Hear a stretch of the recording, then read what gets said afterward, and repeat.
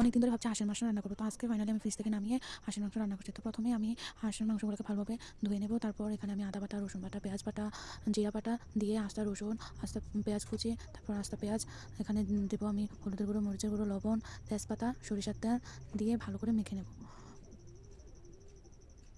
আর এখানে আমার সব বাটাগুলো কিন্তু আমি শিল বাটা বেটেছি। তো আমার এখানে এগুলো ভালোভাবে মাখিয়ে নেওয়ার পর আমি এটাকে 10 মিনিটের জন্য রেখে দেবো। তারপর আমি এখানে পেঁপে আর আলু নিয়ে ভালোভাবে সিদ্ধ করে নিয়েছি। তারপর এখানে আমি একটু তেল দিয়ে পেঁপে আর আলুগুলোকে ভালোভাবে ভাজি করে নেব। তারপর এটাতে আমি হলুদের গুঁড়ো, মরিচের গুঁড়ো, লবণ দিয়ে ভালো করে ভাজি করে নেব। তো আমার ভাজি করা শেষ হয়ে গেল। এখন আমি একটা কড়াইতে এখন সরিষার তেল দিয়ে এখানে আমি এখন পেঁয়াজ কুচি দিয়ে দেবো। পেঁয়াজ কুচি দিয়ে এটাকে ভালোভাবে নেড়ে হালকা লাল লাল হয়ে গেলে তখন আমি আমার যে হাঁসের মাংসটা রেখে রেখেছিলাম ওইটা দিয়ে দেবো। তো আমার পেঁয়াজটা প্রায় হালকা লাল লাল হয়েছে। এখন আমি আমি যে হাঁসের মাংসগুলো মাখিয়ে রেখেছিলাম ওইগুলোকে দিয়ে ভালোভাবে নেড়ে চেড়ে নেব।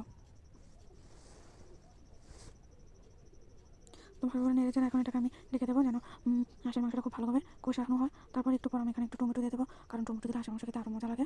তো আমার এখানে টমেটো, তো এখন আমি এগুলোকে আবার ঢেকে দেবো। ঢেকে দেওয়ার পর 5 মিনিট পর আমি আবার তুলে নেবো।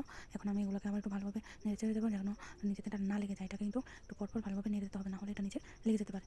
তাই তো আমি এখন ভালোভাবে নেড়ে চেড়ে দেবো। দিয়ে এখন আমি এটাকে একটু কষানোর জন্য আবার একটু ঢেকে রেখে রাখবো। তো আমার এখন প্রায় হয়ে গেছে। তো এখন এটাকে আমি ভালোভাবে নেড়ে তো মাংসটাকে ভালোভাবে নেড়ে চেড়ে এখন আমি এটার মধ্যে যে পেঁপে আর আলুগুলোকে ভাজি করে রেখেছি এগুলো এখন দিয়ে দেবো। কারণ এটা বেশি মাংসটা দিলে তাহলে আলু আর পেঁপেগুলো গলে যাবে, কারণ এগুলো তো এমনিতে অনেক নরম, আবার সিদ্ধ করে রেখেছি। তো এগুলোকে এরকম সময় দেওয়া ঠিক হবে। তারপর এগুলোকে ভালো করে নেড়ে চেড়ে এখন আমি এখানে জল দিয়ে দিলাম। ঝোলটা কম দিলে তাহলে মাংসটা খেতে অনেক মজা লাগে। তো আমি ঝোল কমই দিই, আপনারা ঝোল কম দিয়ে রান্না করে দেখবেন, মাংসটা খেতে অনেক ভালো লাগে। কিন্তু আমার এটা প্রায় হয়ে এসেছে। হাঁসের মাংসটা একটু ভালোভাবে বেশি সিদ্ধ করতে হয়, নাহলে হাঁসের মাংস এমনিতে শক্ত আরও শক্ত থাকে। তো এই জন্য আমি এটাকে আবার ঢেকে দেবো। ঢেকে দিয়ে 2 মিনিট পর আমি এখানে এলাচ, দারচিনি, লবঙ্গ এগুলোকে শিলপাটা বেটে দিয়েছিলাম। এখন এই মশলাগুলো আমি এখানে দিয়ে দেবো। দিয়ে এখন এটাকে ভালোভাবে নেড়ে চেড়ে আমি 2 মিনিট ভালোভাবে নেড়ে চেড়ে এখন আমি এটাকে নামিয়ে নেব। তো এই তো আমার নামানো শেষ।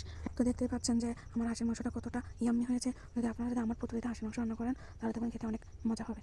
যদি আমার এই হাঁসের মাংস ভিডিওটা ভালো লেগে থাকে তাহলে আমার চ্যানেলটাকে সাবস্ক্রাইব করুন।